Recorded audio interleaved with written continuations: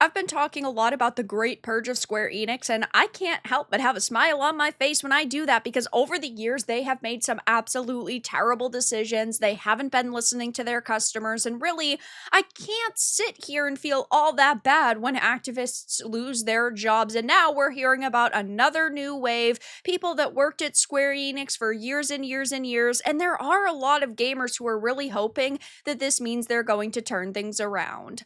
I have a few different things to show off, but before I get into the topic, if you enjoy the content I create, check out the links in the description, join the community in my live streams, and consider supporting through Patreon or YouTube memberships. Now, I know this all is technically very good, but there's a lot that still needs to change at Square Enix. They would need to hire veteran developers again while they're cleaning out the ranks, because if they get rid of these activists, but yet they just bring in a lot more juniors and people that are just as bad to replace them, it's not technically all that positive. But I do think that this is one of those companies that could turn things around if they start listening to their home market again, if they start listening to their real dedicated customers. Maybe things can be different and they can go back to making a lot of money. They have a lot of series and stories and characters that people love. They have a lot of potential, though it seems that some of the architects of DEI programs at the company are now gone.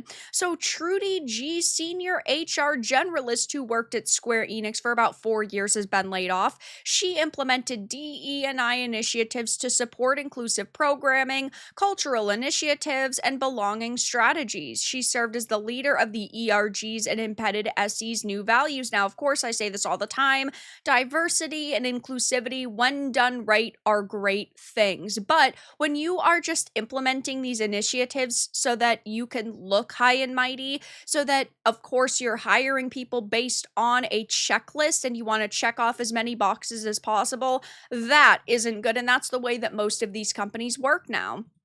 So Trudy here said, I loved my job and the people I worked with at Square Enix. Being part of a team so full of creativity, passion, and heart was something truly special, and I'm going to miss it deeply. Unfortunately, I was part of the recent layoffs. Saying goodbye is never easy, especially when my passion has been helping employees feel valued, empowered, and supported in their work. You know who didn't feel supported all these years? You know who your programs weren't empowering all these years? Developers, because people like you were the reason why they started having internal ethics department looking over developers' shoulders, telling them what they could and couldn't create, not allowing them creative freedom. So, you know what? I'm sorry that you were passionate about this and now you're jobless, but at the same time, you're kind of getting what you deserve.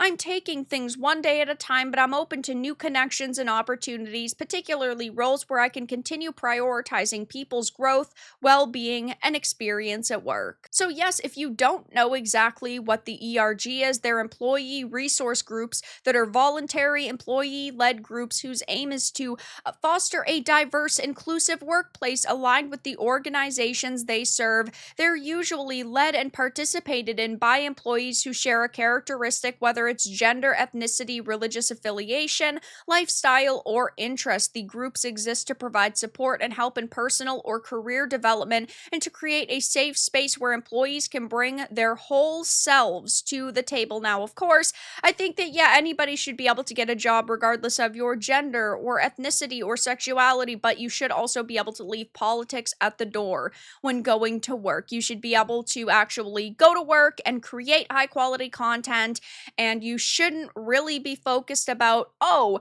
how can we sit here and make the world a more activism filled place. Now, the issue with someone like Trudy is that that is what her job was. We are talking about somebody who was only hired in order to push propaganda within a company. So that's really why I don't feel that bad. We also know that, of course, there is a big thread by the reunion with several other people that have been let go. It just seems like Square Enix is going through a very big purge right now. John Heineke, the chief publishing officer of Square Enix, concerning Jimmy Kimmel, he talked about how sad it is and how free speech is dying in the US, even though he's never talked about free speech and creative freedom previously. He responded piss off to concern of woke ideology in video games, and he was the direct voice of the Western market to Japan. We are also talking about 11 employees from Square Enix Creative, a department created in 2020, have been laid off in this major Western publishing restructuring. Some worked with John at Blizzard and Ignited Minds. As part of the recent restructuring of the Western side of Square Enix, the creative team across both America and Europe saw some major changes, and many exceptionally talented colleagues will be moving on to their next chapters. We've got this big long list to go down: 2 PR directors, a Japanese translator, and interpreter, Final Fantasy XIV Dawntrail project manager and marketer, all no longer working at Square Enix. Life is Strange Outriders and Just Cause staff seem to be affected at the UK office. Global marketing lead and senior marketing manager appears to have been affected by the layoffs. She was also a member of Women in Gaming. I mean, we are talking about tons and tons of people. HR generalist who implemented DEI initiatives, which I mentioned. Major restructuring on the Western publishing side continues. Actually, at one point, all of the major, I would say, Square Enix accounts blocked the reunion, but it seems that they are now unblocked. Who knows which one happened intentionally? Either way, though, I'll definitely be keeping an eye on that too. And it seems that their account is also facing problems where people are trying to hack it. So somebody over at Square Enix doesn't seem to be very happy with this mega thread that has been updated very consistently every single day. And really, you love to see companies like Square Enix getting pissed off and their fans getting pissed off. Now, all of this has led to a lot of gamers questioning, will Square Enix change? Will this lead to something more positive? And it's always hard to say. I think that they could turn things around if they started listening to Japan again, if they started listening to their fans again, and they stopped trying to copy the AAA slop that is releasing nowadays from, a lot of Western companies. But at the same time, it wouldn't surprise me if they are too far gone. Either way, though, there's a lot of gamers saying they think that this could be positive. And either way, even if we never see Square Enix reach the heights that they once were at, we're still seeing a lot of activists losing these jobs and positions in the industry, so that means that they might not be in games anymore. These are the positions that are poisoning the entertainment industries. They position themselves as the sole authority on what audiences want, and companies take their suggestions at face value rather than investing in independent sources. Good riddance. All this now explains how the Dragon Quest older devs were saying the Western demands are stupid. Thank you for all the detailed info you've provided. It's incredible to see how the Western branches of Square are getting decimated.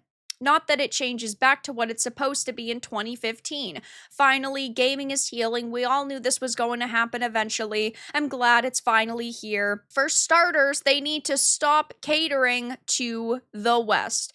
Bring any Western ideals into a Japanese company and you deserve to get kicked. So I'm definitely going to be keeping a close eye on not only this thread, but Square Enix in general, a lot of these people's LinkedIns. But right now we are seeing a major purge happening at Square Enix, and specifically the Western branch, and I can't say I feel all that bad given this is the best news that I've heard all week. But that's all that I really had to discuss in this video. Let everyone know your thoughts in the comments below. If you found this important and informative, make sure to give it a like, share it, and subscribe to the channel. And if you didn't, give it a dislike. I appreciate your support either way, but I'll talk to you all again in the next video really soon.